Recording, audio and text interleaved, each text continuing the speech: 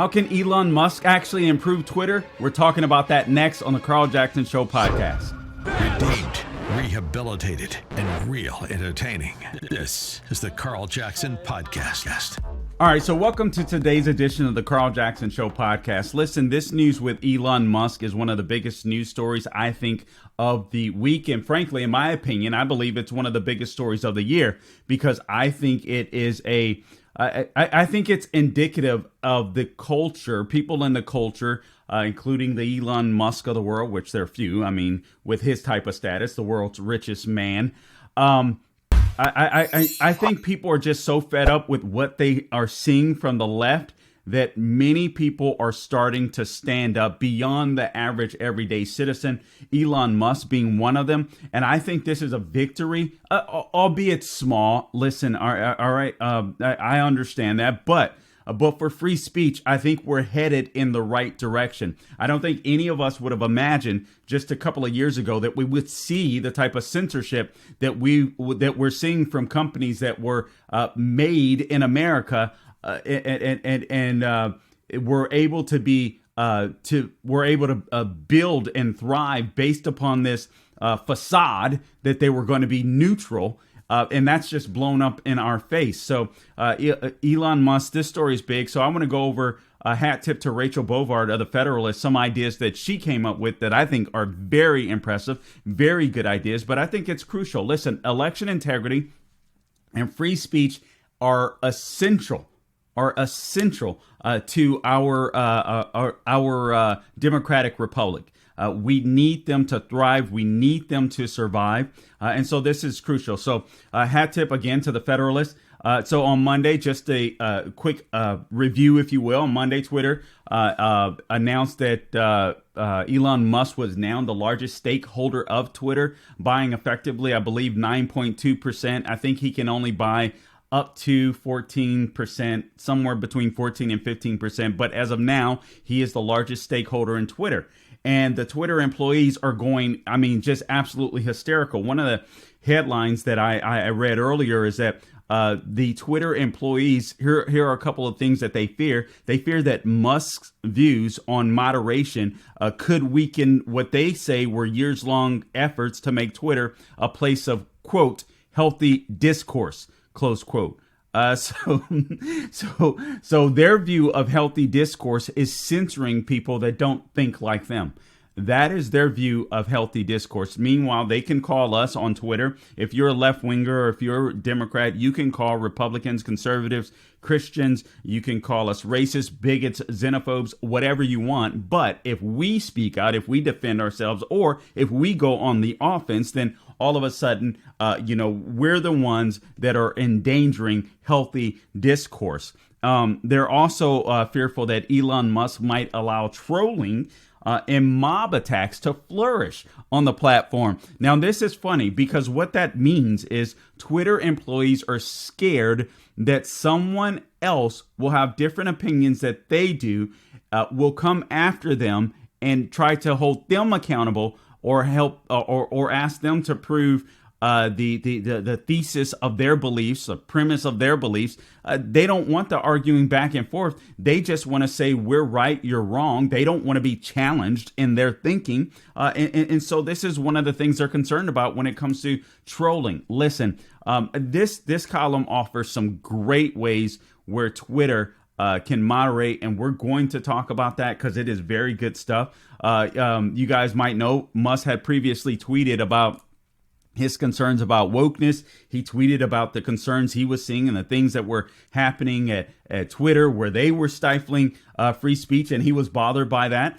No one is sure what to expect exactly from Elon Musk. I mean, he is, let's be honest, he was a liberal. He appears to be First Amendment free speech absolutist, and that is a good thing. I'm so thankful for that, right? But no one knows exactly what will come of this, because remember, there are still people that are on the board that are just straight up lefties. You think of these, Jack Dorsey is still on the board, although rumors are he's pretty friendly with Musk. And then you have some hedge fund managers like the BlackRock guy, the Fink guy, and some corporate CEOs. A former Google executive is on the board, and all of these far left wing people that love to control speech. So we'll have to see how this plays out. But I think this is a step in the right direction. I think this is an absolute blessing. I've been talking about this a lot on my show. I had you guys have seen Kara Frederick from the Heritage Foundation on this podcast talking about that as well. I've done it on my radio show. I'm going to continue to do so because I think this is a pressing issue. Again, election integrity is going to be big, but free speech, our ability to be able to convey what we think, to be able to convey what we believe, to be able, to just speak freely, our God-given right to speak freely is in danger. And I think we got to fight back against that. And right now, you have to consider that social media is the median platform that most people practice free speech today, their First Amendment right. So these sites need to be completely open and transparent. If they're going to be censoring people from the get-go, it should be a warning label. Hey, we censor Republicans, conservatives, so on, et cetera here. So and here's why one of the reasons we do have to question whether or not Elon Musk will be effective. Consider Peter Thiel, Mark Andreessen. They both sit on the board of Facebook, and they haven't had much success.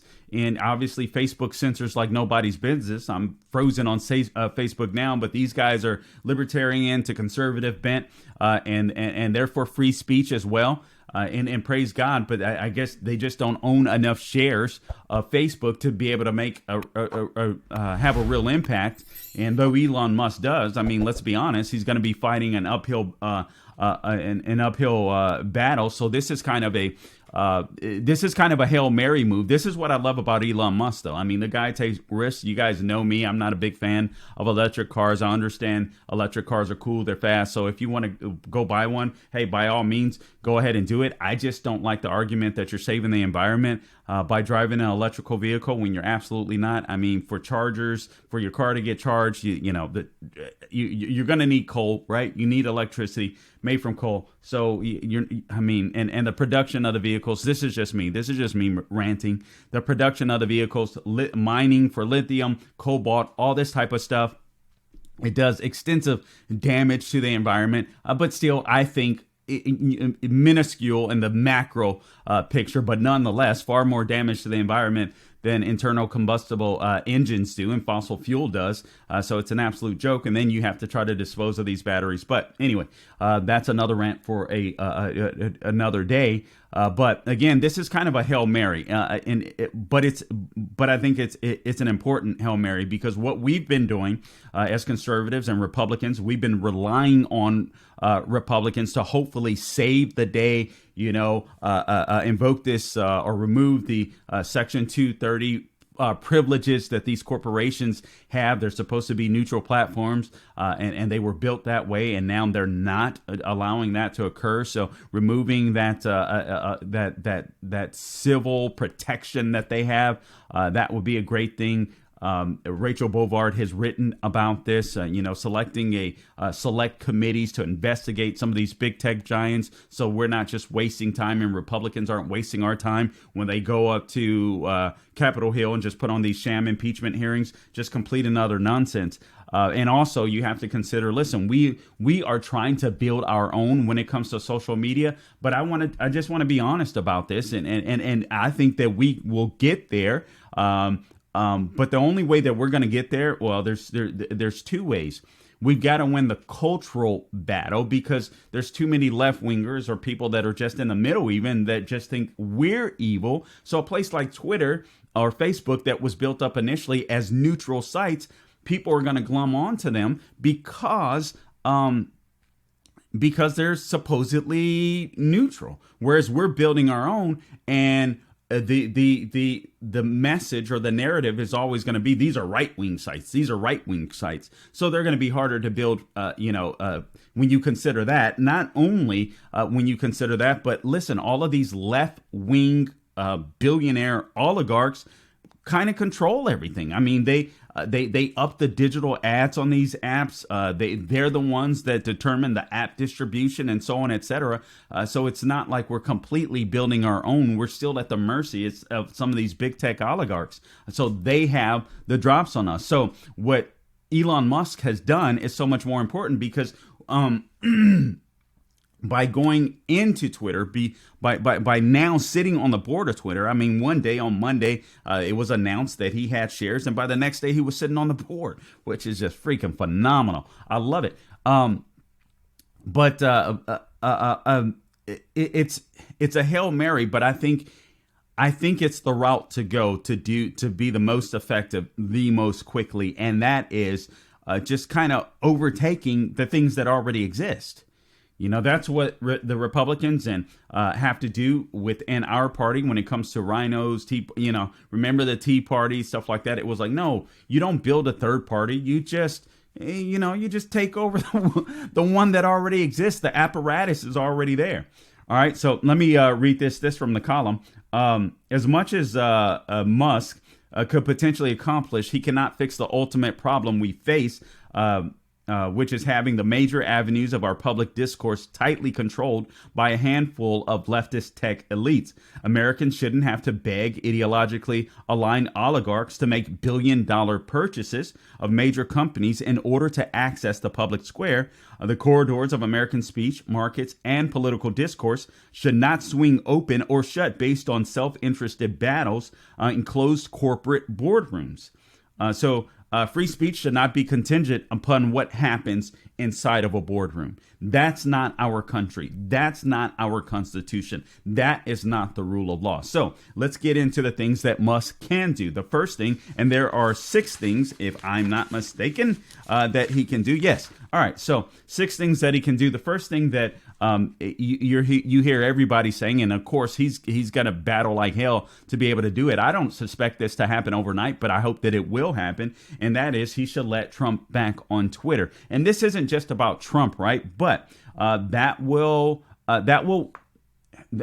correct the wrong precedent that was set, that an American president gets to be kicked off of a social media neutral free speech platform by allegedly spreading disinformation, despite the fact that no investigations had gone on and these people had absolutely no clue what they were talking about.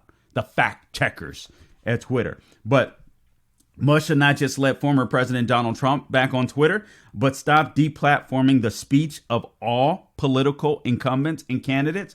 Listen, if this speech, if the platform is going to be about free speech, if the platform is going to be about First Amendment rights, you should let everybody on. You should let everybody on. Banning Trump, again, was unprecedented, but you should allow people to be able to speak freely on your site. Let people think for themselves. This is the problem with these big tech oligarchs. They don't believe that you can think for yourself. And here's why Twitter is so important, too. Twitter is really small when it comes to these other big tech corporations. I mean, you think of Amazon, you think of Facebook. I mean, these guys are much bigger than Twitter.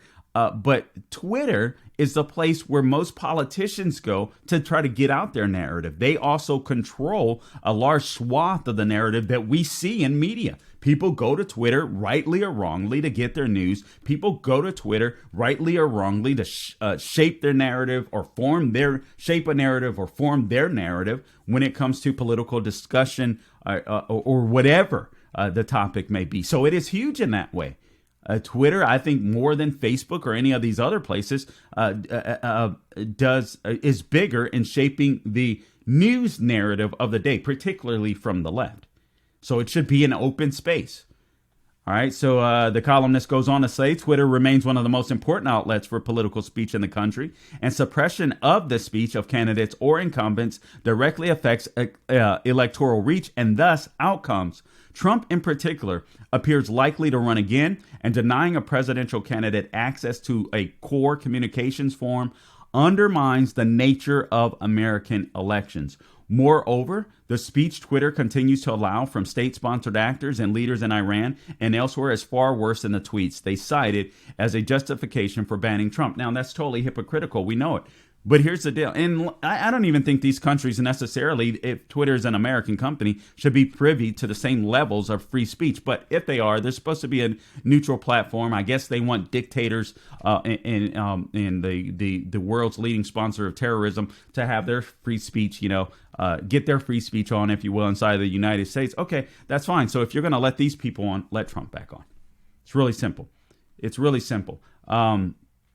So hopefully Musk immediately, and I'm assuming that he is pushing for the replatforming of Trump. I've seen headlines that Twitter isn't going to let him back on, but I hope that Musk will continue to push, and I hope this will give. I hope other billionaires will be inspired by Elon Musk to say, you know what, we've got to take a stand for free speech. We may not like what this person says, but eventually what happens is if all these big tech oligarchs are in charge, they can silence any type of dissent, even if they're on your side of the aisle per se. If you eventually say something they don't like, just wait till you get stopped. Second thing, stop shadow banning and deplatforming misinformation, the columnist says.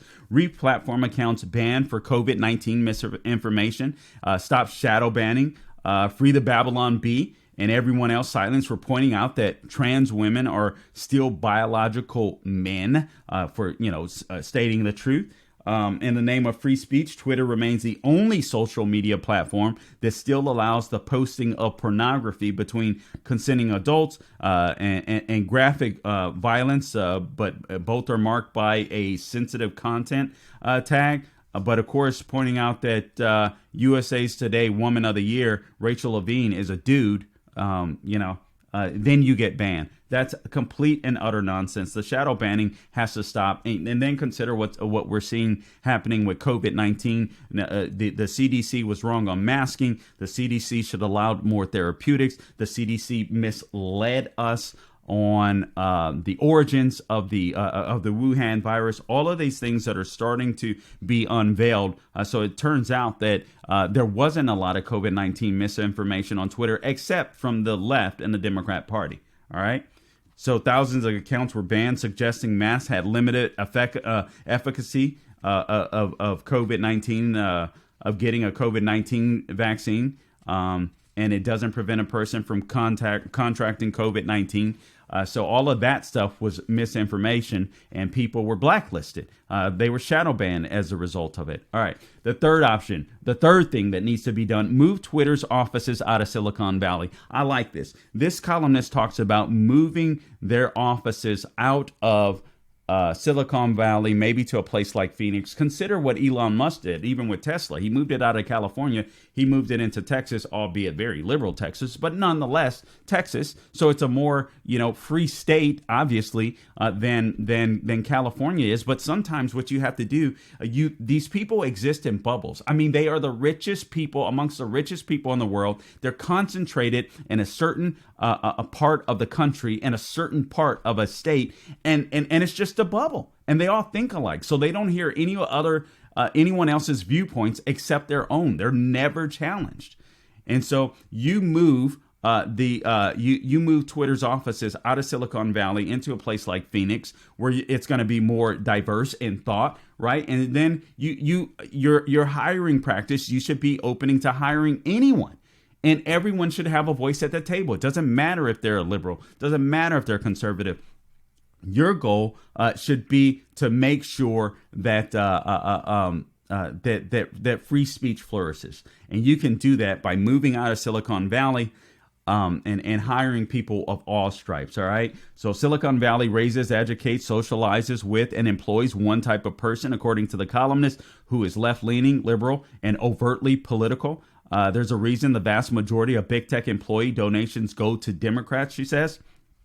Infusing Twitter with more balanced content practices that is more reflective of the country itself means first removing the echo chamber. I completely agree with that. And force, get out of the Bay Area, maybe put an office, Miami, Dallas, someplace like that. The fourth thing, enforce the First Amendment. Emphasize a largely First Amendment driven standard of speech modernization that focuses on legal compliance. I love this.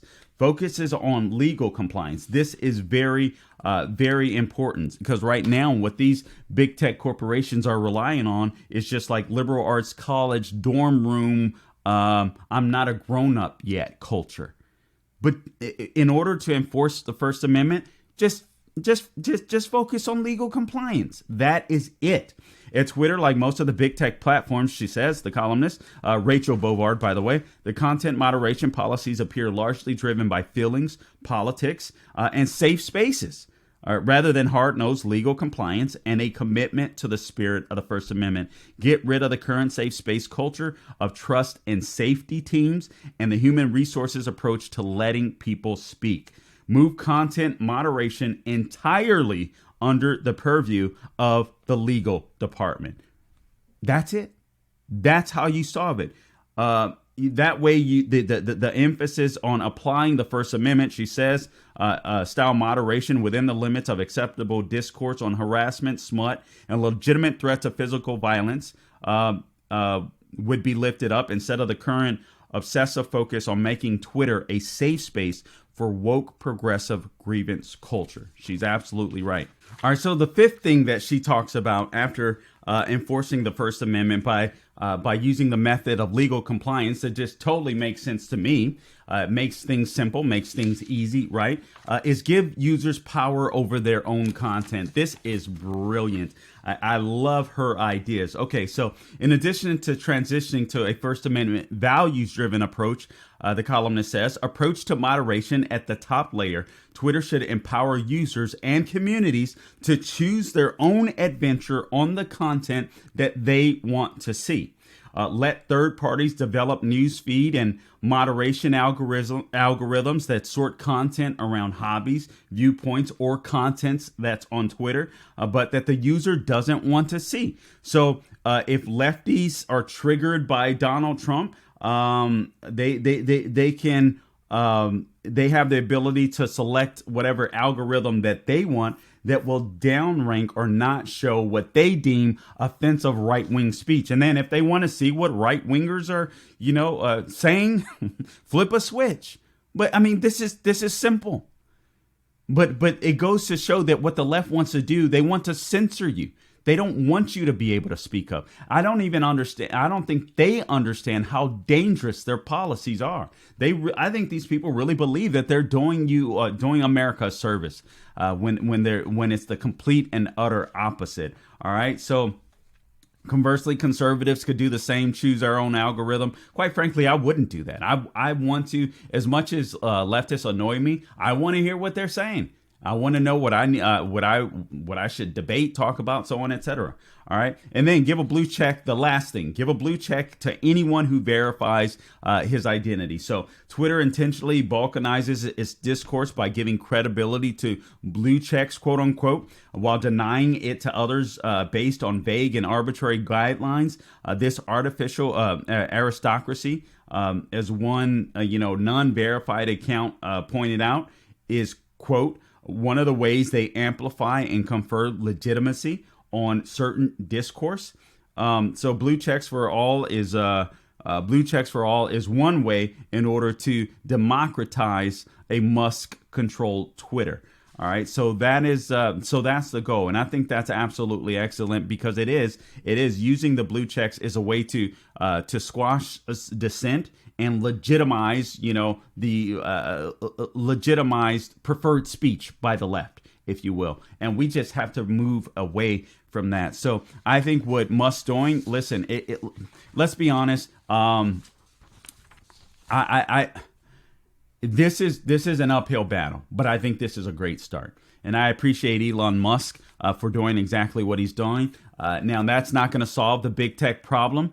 The columnist goes on to say, as refreshing as it is to see Silicon Valley face an honest-to-goodness free speech challenge, it bears repeating the fact that it's taken a billionaire with deep commercial ties to China, no less, buying a board seat on Twitter to even possibly move the needle is a troubling statement about who controls our public discourse and how it is done. So the big tech companies increasingly control not only the flow of information, but access to the digital marketplace as well. Musk may force Twitter to bend the knee, and that would be a welcome development. At the very least, as Breaking Point's co-host Sagar Enjeti says, it will either improve the platform or provide a useful data point about the limits of shareholder advocacy. So regardless of what happens at Twitter, the columnist says or concludes the power and market concentration of companies like Google, Facebook, Apple, and Amazon continue to grow unchecked, and quixotic billionaires are in short supply without meaningful congressional action on everything from antitrust, data privacy to Section 230. The public square will still remain stifled. So Republicans must get on it. I mean, sadly, a lot of Republicans they're not. They either don't care. Maybe they got some skeletons in their own closet, or it's one or the other. They either don't care, or maybe there's stuff about them that they don't want posted on Twitter. They don't want people coming after them. So Republican rhinos may agree with this nonsense. But nonetheless, these are the 6 ways in which Elon Musk could improve Twitter. And I hope all 6 of those are accomplished. But it's also going to take us continuing to build our own platforms. Meanwhile, but also, and most importantly, I think pressuring the Republican Party to actually do something about Section 230, to actually enforce antitrust law, and to form a select committees to really investigate and really go after these big tech giants instead of these show trials when they come up on Congress. And with a select committee, there's a budget where the select committee can hire experts in this stuff, like the Rachel Bovards of the world, or the Kara Fredericks of the world, to teach them what the questions that they need to be asking, and what type of regulation needs to be implemented so these tyrants no longer remain tyrants inside of the United States of America. All right, guys, I hope you've enjoyed this edition of the Carl Jackson Show podcast. Please remember to subscribe to my podcast everywhere podcasts are found: Apple, Google, Spotify, YouTube. See, we can't get away from them. Apple, Google, Spotify, YouTube, Rumble, on YouTube. Make sure you click on that bell so you get notifications. You can check out my website, carljacksonshow.com. So please do that. Also, Facebook, Carl Jackson Radio, although I'm frozen on there right now, but I'm sure they'll let me back up shortly. Twitter and Parler at Carl Jackson. So at Carl Jackson Show on Twitter and Parler. All right, guys, please like, subscribe, and share, and even review. If you like to review the podcast, if you want to say I suck, so be it. If you want to say I'm great, I love that. All right. So anyway, you guys take care. Until next time, don't grow weary doing good. God bless you.